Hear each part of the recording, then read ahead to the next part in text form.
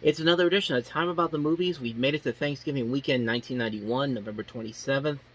Well, Wednesday, November 27th. Technically, it would be Friday, November 29th that we'd be looking at. But, like I said, it's Thanksgiving weekend. And, along with the movies that we've looked at the last couple of days, we have 3 new movies opening up this particular weekend. So, let's not waste any time. Let's jump right on into it. And let's start off with the coming-of-age dramedy, My Girl.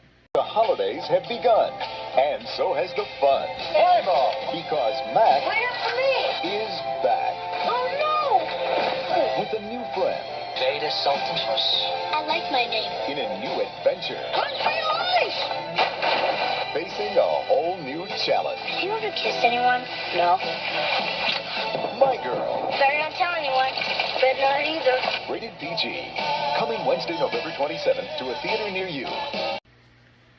Yeah, people forget that that after the success of Home Alone, Macaulay Culkin usually opened a new movie around this time of the year, the holiday season, because I guess apparently everybody wanted to have their own Home Alone success, because you have Columbia Pictures here with My Girl, and then Fox would have Home Alone 2 the next Thanksgiving in 92.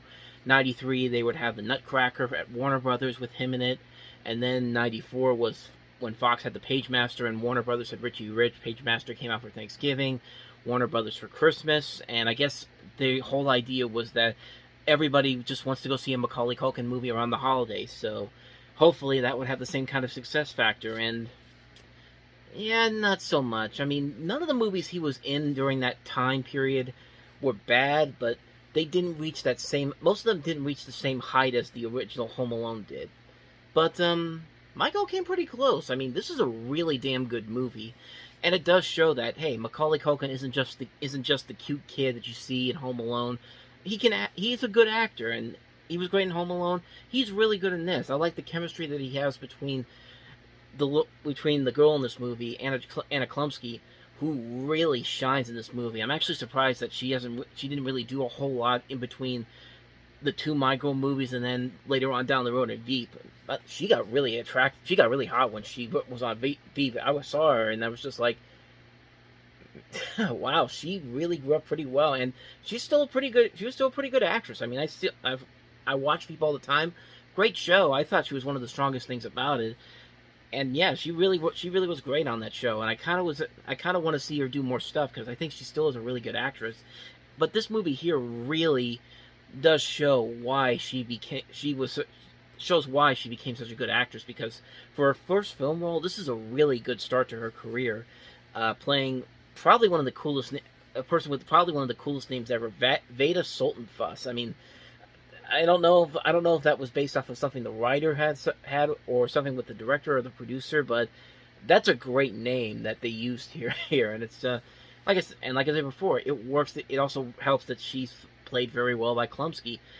Dan Aykroyd and Jamie Lee Curtis are also really good here, especially Dan Aykroyd. I think his performance usually gets overlooked because when you see Dan Aykroyd, you expect him to have the quippy one-liners, the comedy set pieces, and all that kind of stuff, but he really plays a down-to-earth performance in this movie that really not a lot of people really talk about. The guy could be a really good dramatic actor. I mean, he was one of the best things, in my opinion, about Driving Miss Daisy that was really overlooked because of Jessica Tandy and Morgan Freeman, who were both great in that movie, but Aykroyd in particular, I thought really was a real surprise, because it's just like, man, this guy's putting on the dramatic chops pretty well, and he got nominated for an Academy Award for it, so yeah, and here he has a good performance in here, and I like his chemistry with Jamie Lee Curtis.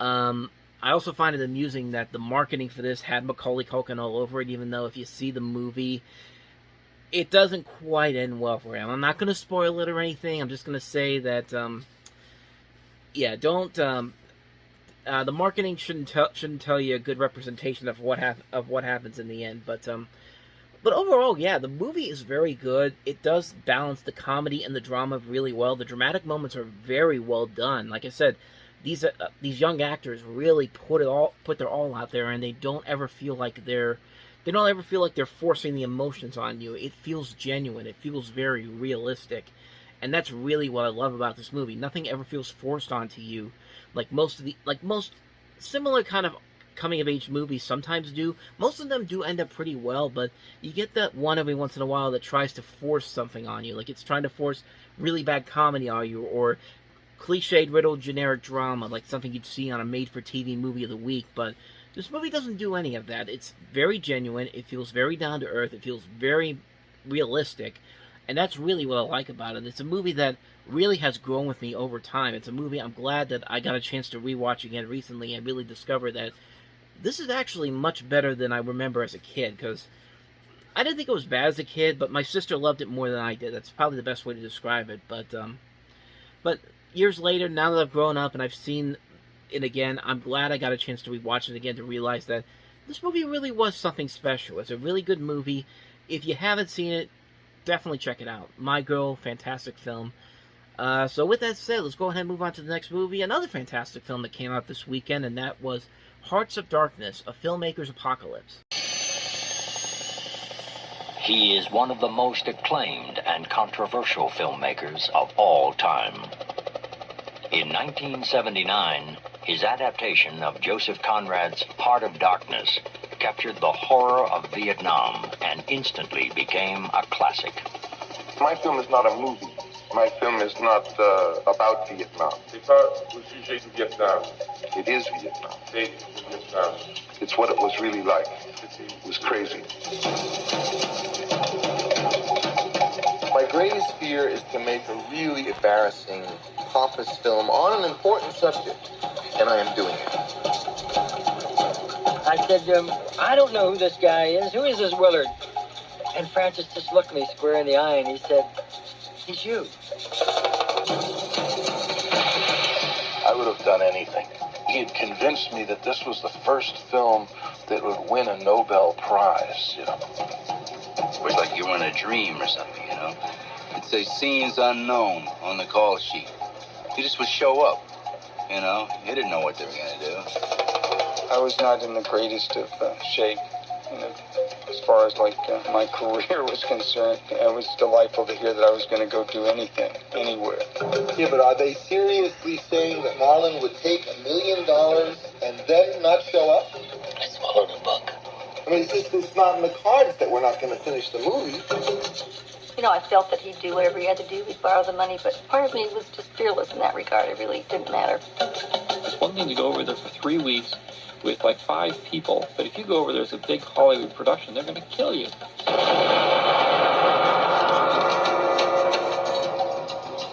The magic. We were in the jungle. There were too many of us, and little by little we went insane.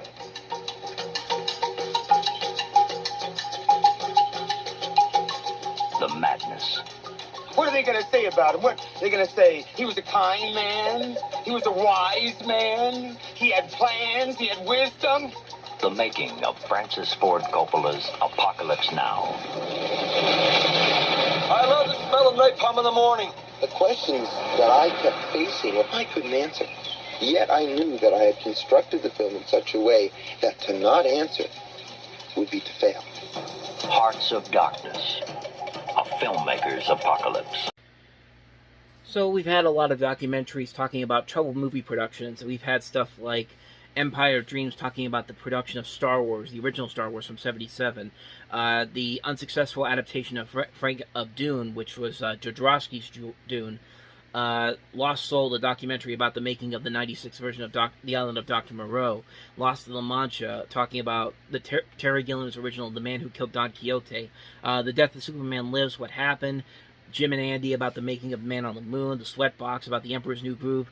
A lot of that, those documentaries really have this movie to thank for it, and it's really a fantastic movie. As you can tell, this is about the making of Apocalypse Now, which is a great movie on its own, but you could definitely tell that there was a lot there that had to have happened behind the scenes, and luckily Francis Ford Coppola's wife, Eleanor, had all this footage showing behind the scenes of the making of this movie and how it took so much money and so much time that it nearly killed the strong career of Francis Ford Coppola, who were just coming off 2 very successful movies in The Godfather and The Godfather Part 2, both that won Best Picture. And so you have this movie here talking about how it's about how Francis Ford Coppola nearly lost his mind, pretty much, with everything that was going on, from bad weather, poor health of actors, issues including the delaying of the film, increasing budget cost, and just the fact that the movie had so much around it that it would have been impossible to stop it altogether. It's not like now where a studio like Warner Brothers can take a $90 million movie like Batgirl and say, no, this isn't going to make any money. We're just going to destroy all the footage. Well, they're not really destroying all the footage. They just stop production. We're going to write it off as a tax write-off so nobody can ever see it.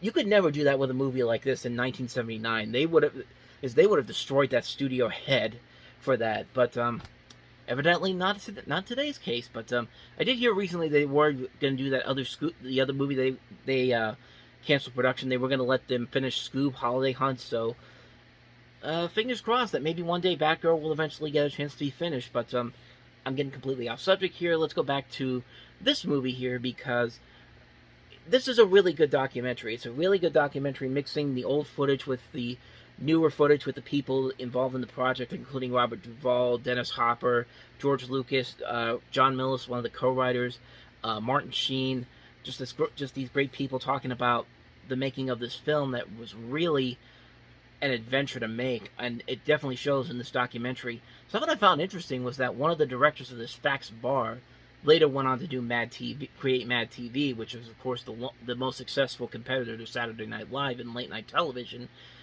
So I found that pretty interesting. But the documentary, in and of itself, is very interesting. Even if you don't like Apocalypse Now, you could still find a lot to really love about this movie. This is a really hard-hitting documentary about how one movie nearly destroyed this director's reputation, and kind of changed the way that his career took after that, because I mean, he wasn't having those big critical and financial hits after this one.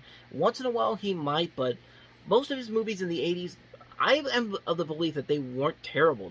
Most of them were pretty decent films. Like One from the Heart is really good, so is The Cotton Club, The Outsiders, Tucker the Man in His Dream, but you could tell that Francis Ford Coppola was a different person after Apocalypse Now, and it definitely shows in this movie how he just turns as the movie continues into production and keeps going through all this hell that keeps going on. And it's a phenomenal movie. It's a great documentary. I highly recommend checking this one out. Hearts of Darkness, A Filmmaker's Apocalypse.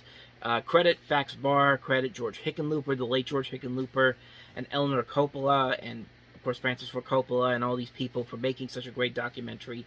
Really one of the best documentaries ever made. So that's Hearts of Darkness. Let's go ahead and move on to the last movie. Easily the worst of the three movies that we have this week, and that is Amanda Donohue in Paper Mask.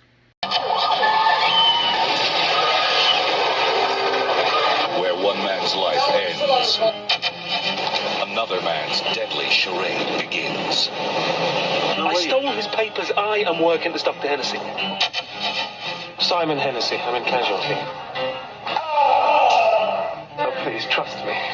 You can't do it, can you? We all have to learn. When passion is blind, ambition can be lethal. Oh, Celia. No! A master plan of deception.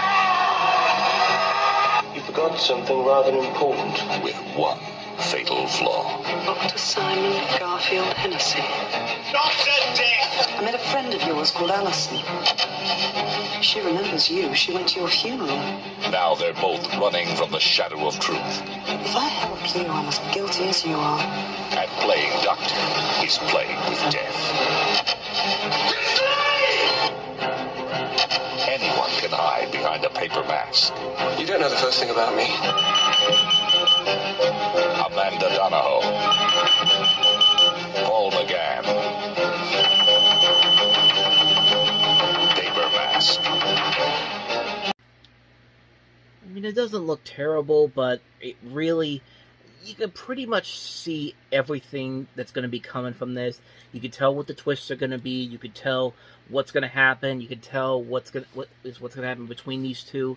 There's no real surprise in this movie, and for a movie like this, you really want to keep the twist and the secret surprises from not being completely out there. But really, there's nothing about this movie that you haven't seen from this trailer that you can't easily predict what's going to happen. You can't predict is you can easily predict what's going to happen. You know what's going to happen between these two, and it just, there's no real thrill in this movie. There's no real thrill in it whatsoever.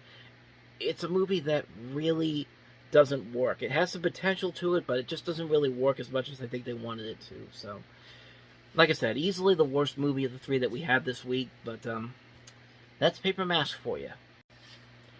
And so on that note, we wrap up another edition of Time About the Movies. When we meet again next time, we'll jump into December. We've got 6 movies to look at, the biggest one being, of course, Star Trek VI, The Undiscovered Country. We also have At Play in the Fields of the Lord. We also have Kafka, we have Convicts, Let 'Em Have It, and also December. So we will look at 6 movies next time, which will be on Sunday. And then, by this time next week, we'll already be into 1992. So we're moving along with this pretty well, considering that, I started doing this in late February, and we're already heading into 92 as we get into September. We're moving pretty fast here, so... with that said, tomorrow there'll be a new Movie Stop episode. I'm going to try something different. I'm going to try to do something for another thing that I have planned. So you might get 2 videos tomorrow, so definitely be on the lookout for that. There will be a Movie Stop episode, and then there might be something else. So keep an eye on that for tomorrow, just to let you know on that front. But, that's pretty much all for right now. So thank you guys for watching, and as always, if you want to see more videos like this, check out the playlist on the next page, check out the previous episode, and I'll see you guys next time for another video. So thank you for watching. I'll see you folks next time, and until then, take care.